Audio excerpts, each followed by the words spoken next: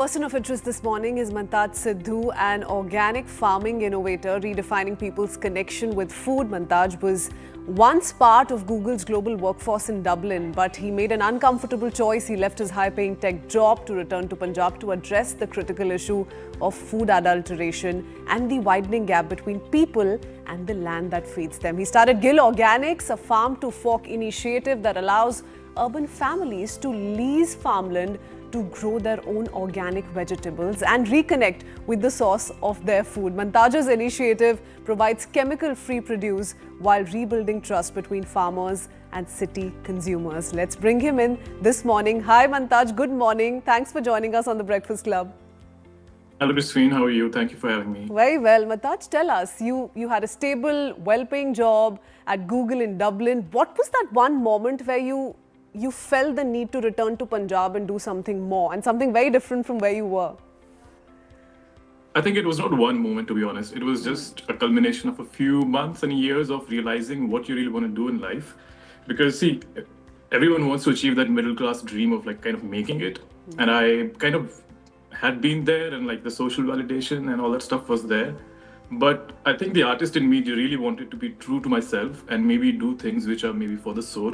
I think the self-actualization questions kind of came in, and I really wanted to do something which impacts real people in real world, in real life, and kind of sustains my lifestyle along with that. Tell us a little bit about your model. It is a subscription model, can I put it that way? How does it really work? What do you really ensure that farmers and communities able to better do in Punjab? And tell us a little bit about the expansion you've seen over the last few years too. Too many questions, you can take it one by one.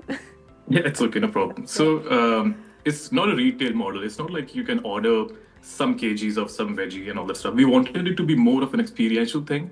And more than that, the problem that was coming in the organic field was trust, right? And it's difficult to solve for. And it is the most critical to solve for.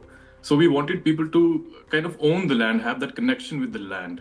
And so that is why it's a subscription model where people, whoever joins the family gets a particular piece of land, 150 square yards, 200, whatever.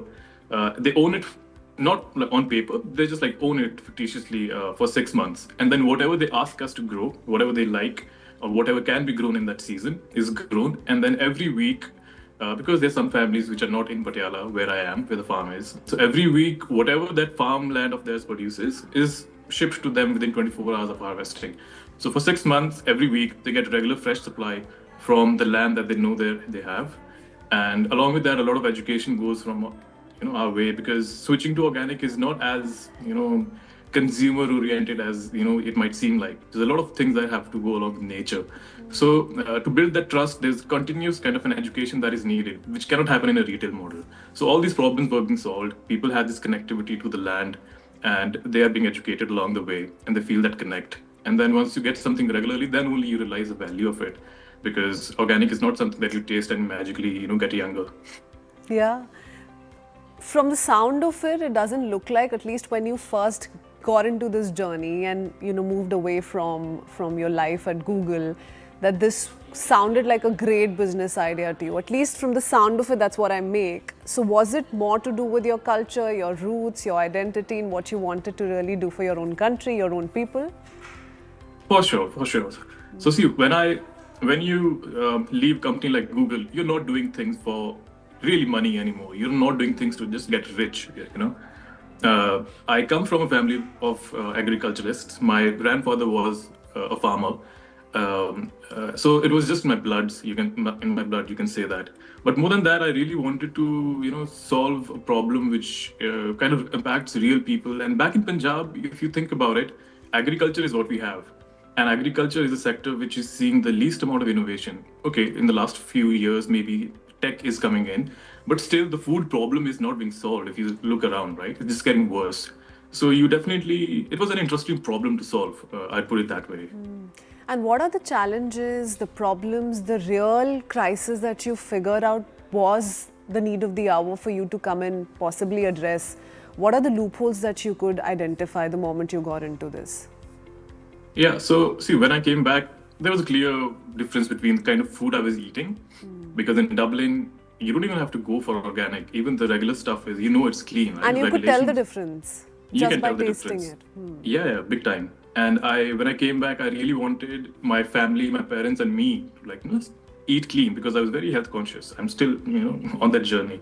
So there were a lot of challenges for sure because if you go back a bit in the history, the Green Revolution came in the mid 1960s. It came with a good intent to feed a lot of people, but of course, some repercussions of large policies are seen over the decades.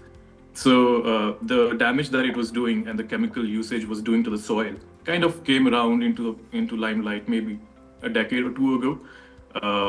So the soil that we have damaged over the last 50 years, you can't just jump back and make it back to the state it was in 1950s. Just to give you some numbers, there's something called as a carbon content in soil, which makes it healthy, which makes microorganisms thrive and like good nutrients, all that stuff. So anything which is above 1% of carbon content is considered healthy. Maybe like for organic, maybe 1.5. But anyway, 1 plus is a good number. And before 1950s, Punjab and India did have more than 1% carbon content. But over the years, it has dropped down to as low as 0.2%. And anything below 0.5 is considered lifeless soil. So you can imagine we're just pumping chemicals to grow our food. So the challenge is to, you can't just jump back into, you can't increase this carbon content from 0.2 to 1 within a year or two. So you have to understand nature. There's a very delicate balance of growing organic food when the soil is not that healthy and still making it commercially available. Yeah. So a lot of challenges came, so it's a very Have you fine overcome balance the that we first have. set of challenges? Are you now in a profit era, if that's okay to ask?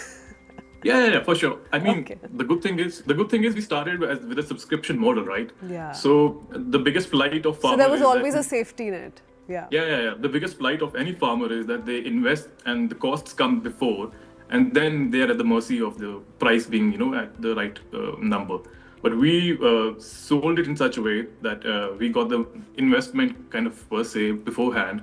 So we were never paying from our own pocket. And by the second year, we were at par. Okay, Mantaj, we need to wrap up the conversation, but I do want to leave our viewers with this one personal question, if I may, which is how did your family first react? And I do ask this to all change makers, people who've taken this huge leap into something completely different, possibly doesn't come with that kind of a guarantee as their earlier life or career.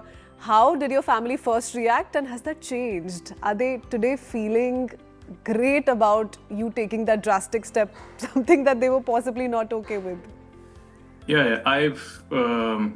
I'm blessed to have like a lucky pair of parents.